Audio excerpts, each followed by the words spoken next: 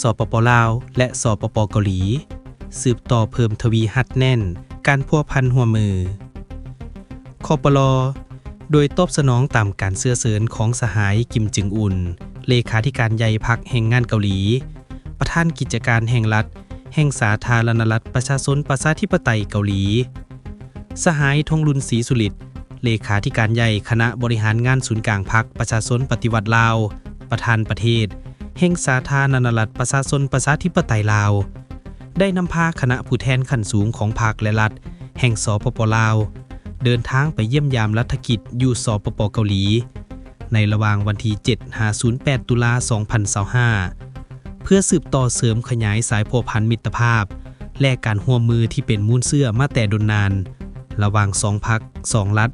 และประชาชน2ชาติลาวและสปป.เกาหลีให้นับมือนับแน่นแฟ้นและขยายตัวยิ่งขึ้น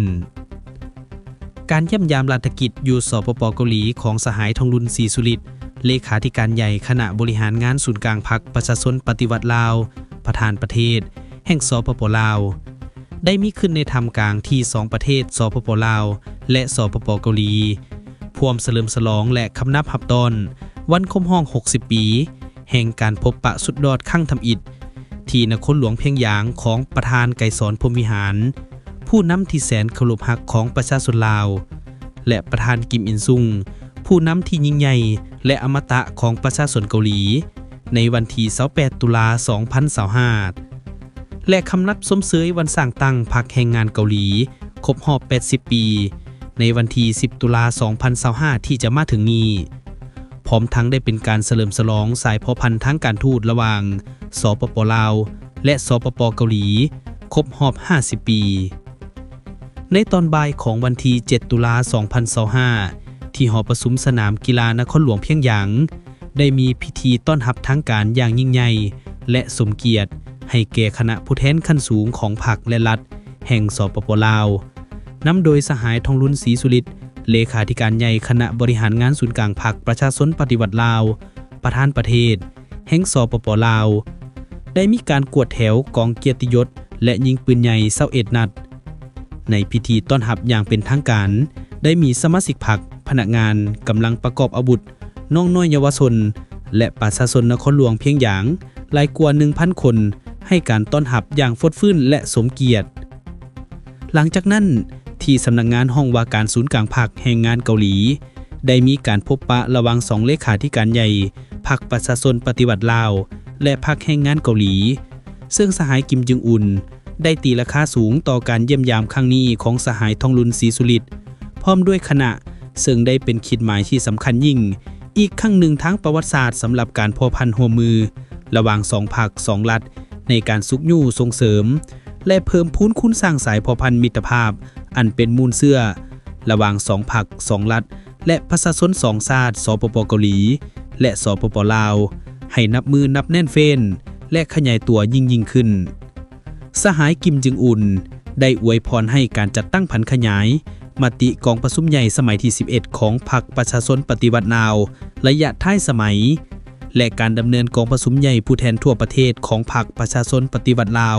สมัยที่12ในต้นปี2026ที่จะมาถึงนี้ประสบผลสำเร็จตามคาดหมายที่วางไว้สหายธงรุนศรีสุฤทธิ์ได้แสดงความขอบใจเป็นอย่างสูงต่อการต้อนรับอันอบอุ่นสนิทสนมฐานสหายไอ้น้องของสหายกิมจึงอุนก็คือพรรครัฐและประชาชนเกาหลีไอ้น้องอันได้แสดงถึงไมตรีจิตและมิตรภาพอันดูดื่มที่เป็นมูลเสื่ออันดีงามที่มีมาแต่ดนนานระหว่าง2พรรค2รัฐและประชาชน2ชาติลาวและสปป.เกาหลีให้นับมือนับแน่นแฟ้นพร้อมทั้งได้แสดงความสมเสยการสร้างตั้งพรรคแห่งงานเกาหลี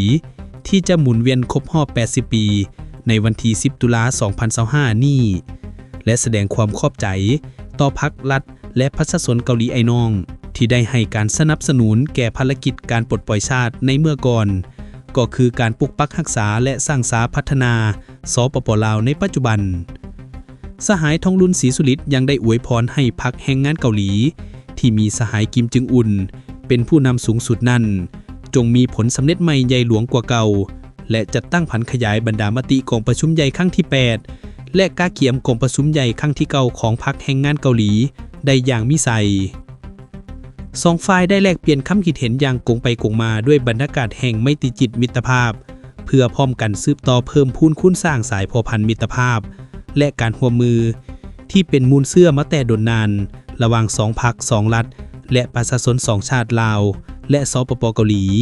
สืบต่อแลกเปลี่ยนการเยี่ยมยามซึ่งกันและกันของการนำขั้นสูงและขั้นต่างๆของสองฝ่ายให้เป็นปกติสุขยู่ส่งเสริมการพัวพันร่วมมือสองฝ่ายในคงเขตวัฒนธรรมสังคมการศึกษาการร่วมมือทางด้านการก่อสร้างพรรคและอื่นๆนำกันในหลายรูปแบบที่เหมาะสมสองฝ่ายยังได้แลกเปลี่ยนคำคิดเห็นเกี่ยวกับปัญหาภาคพื้นและสากลจำนวนหนึ่งที่สองฝ่ายมีความสนใจร่วมกันในตอนค่ำของวันเดียวกันสหายกิมจึงอุนยังได้เป็นเจ้าภาพจัดงานเลี้ยงหับฮองเป็นเกียรติให้แก่สหายทองลุนศรีสุริตพร้อมด้วยคณะในโอกาสเยี่ยมยามรัฐกิจอยู่สปป.เกาหลีครั้งนี้คณะผู้แทนขั้นสูงของพรรคและรัฐแห่งสปป.ลาวยังมีแผนจะเยี่ยมยามวังพระอาทิตย์กึมสุสานห้องเขียนทฤษฎีก่อสร้างพนักงานศูนย์กลางพรรคแห่งงานเกาหลีห้องวางแสดงอาวุธยุทโธปกรณ์ป้องกันประเทศและศูนย์วิจิตรกรรมมานซูเดอีกด้วยข่าวกระทรวงการต่างประเทศลักษณะสำคัญของการร่วมมือระหว่างสปป.ลาวและสเกาหลีสปป.เกาหลีหรือสเกาหลีมีดังนี้ประวัติศาสตร์และพื้นฐานของการพัวพัน 1. การสร้างตั้งการพัวพันทางการทูต